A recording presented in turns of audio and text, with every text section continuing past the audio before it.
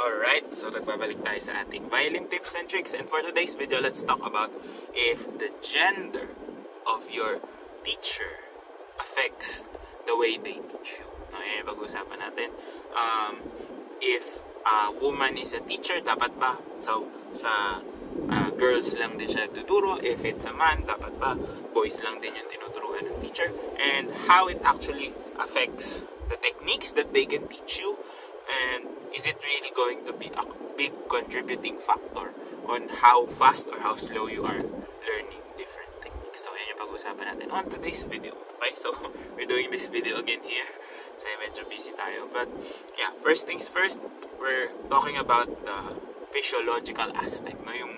Yung the way our bodies are built, no? Ba, kung makaka-apekto ba yun, no, sa pagtuturo. And actually, the short answer is, of course, yes. Merong mga factors that would affect the way they teach you or they do certain techniques differently pag magkaiba kayo ng gender. But, I think, personally, sa na-experience ko, when it comes to the beginners, wala masyadong magiging problem because the difficulties or the differences in techniques usually come in at a later part of your journey as a musician or as a violinist. Parang sa higher levels mo yun, mas mararamdaman. So, if you are starting out, no, especially kung bago ka pa lang, no, I don't think gender will play a huge factor. No? Usually, yun nga, sabi nga natin, it comes in later. Kapag mas advanced ka na. That's when, techniques would be different. And I think, like for example, for women, of course, may mas iba yung techniques nila for shifting. Kung mapapansin nyo, how women shift, they actually need to move their elbows a little bit more. For example, inwards, para mas maabot nila yung mga, and also the lengths of their fingers, kung gaano kahahaba yung mga daliri nila, diba? For men, kasi it's totally different. They have to use their body more, or when they're shifting, hindi nila kailangan masyado ipasok, but they have to use the angles of the fingers. Yun. So maybe sa mga higher end techniques. But if you're starting out, kung lalaki ka tapos babae yung teacher mo, hindi naman siya ganun kalaking factor. Because basic techniques are still the same. No? It would only matter kapag medyo super advanced na yung mga techniques. Now, of course, it's your personal preference kung gusto mo babae yung teacher, kung gusto mo lalaki yung teacher mo or ng students, no? Kasi, of course, yung temperaments din, no? Hindi natin maaalis yun. Yung the way they actually approach things, the way they actually think about things, no? Of course, iba-iba yung bawat tao. Not specifically on the gender, but iba-iba yung magiging approaches naman natin talaga. But yeah, you also have to take that into consideration. Kasi pagdating sa mga basics, pare-parehas lang naman yung magiging outcome. Or pare-parehas lang yung way of getting into a certain technique. Because again, basic techniques hindi masyado, doesn't require a lot of movement. No?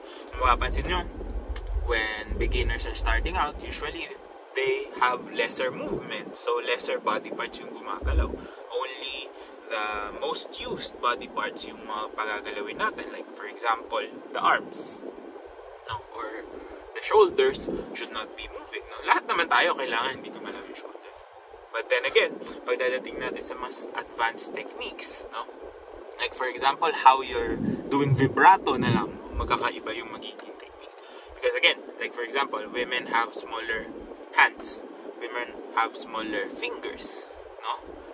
But they have small fingers, but they're quite long. So yun, magiging malaking factor yun. Kung ikaw ay, let's say for example, you're a man with big hands, no? Of course, magiging magkaiba yung way nyo ng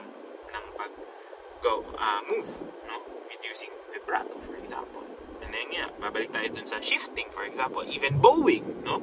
Minsan, we have to use what we have with our bodies, no? What do I mean by that? Of course, for example, women tend to be a little bit more light on the way they use the bow, no? So, they rely more on, because they don't have brute strength like men, they will rely more on bow speed, for example. Diba? Of course, if you are a big man, like me, di ba? Medyo mabigat tayo, tapos malaki tayo. So, I rely more on my weight in order for me to produce a sounds that I want, no? Of course, there are many paths to this, di ba? Marami kasi talagang techniques. There's not a perfect technique, no? Walang isang technique lang na, oh, ito lang gagawin mo para magawa mo yung isang bagay. There are many ways in order for us to do different things. Now, yun nga, sinasabi natin, the more you advance, I think that's the time that you have to consider what type of teacher you would want to have, no? For example, babae ka, no? So you want to get a woman teacher, then let's say more or less the same body type, for example, no? So kung medyo matangkad kang babae or matangkad kang lalaki, try mo humayap ng teacher na ganun din, because they will have the same experiences as you with regards to controlling or taming the instrument. Kasi kung pipili ka ng teacher na medyo maliit siya sa'yo, no, for example, syempre iba yung way na, or iba yung approach niya on doing certain things, no? I personally have experienced having different teachers, no? Lalaki, babae, matangkad, maliit, no? So those things actually really do play a big part, especially if you are more advanced, no? When it comes to also the way they express, no? Because of the body proportions, diba? Sometimes you hear a lot of men, they like to play, very masculine sounding pieces, no? Mas madali nila kasi mapatunog yun because they can relate to it easier and their bodies were built for those things, no? So yun nga, diba? It always comes back to yung different techniques, diba? We have the Russian techniques or Franco-Belgian techniques, diba? These techniques stem from the body types of the people who are playing them. So, also, that's why gender can also play a vital role. But again, yun nga, babalik tayo, kung nagsisimula ka pa lang, okay lang yun, no? There are many ways for us to reach a certain goal. So, I don't think it's going to be a huge factor kapag naghahanap ka pa lang ng first teacher mo. So, kung first teacher mo, walang problema yan. Kung beginner ka, mara lalaki ka, tapos babae yung nahanap ng teacher, let's say, it's more convenient for you, kasi mas malapit siya, edi go.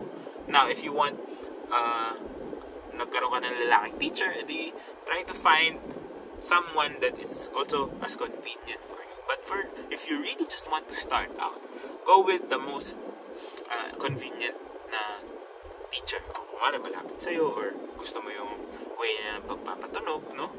Go with it, no? And then, if you feel na you're not in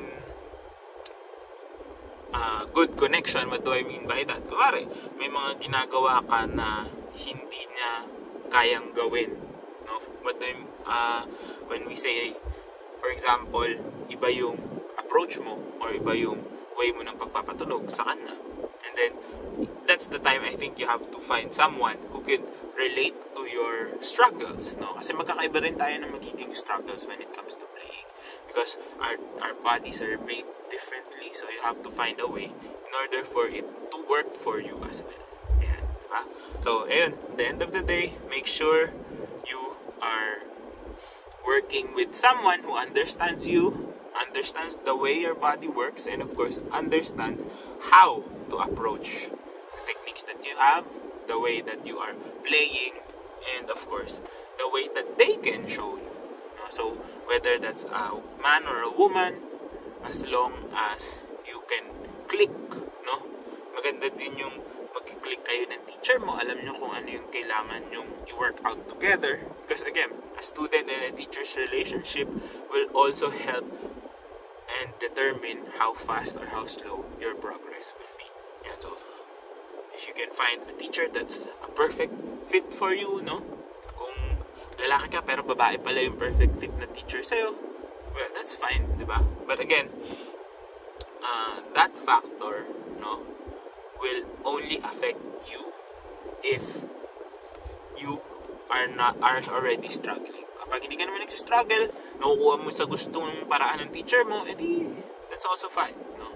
It's not a make it or break it deal when you have a teacher of an opposite gender as you, as long as you get in touch and have this good connection with each other. So sana nakatulong tong video na to. If it did, please do drop a like, comment down below more content you'd like to see, and of course, subscribe to my YouTube channel, follow me on all my socials, all the links you need down in the description box below. This has been Ryan Monakil for Violin Tips and Tricks, and I'll see you on the next video.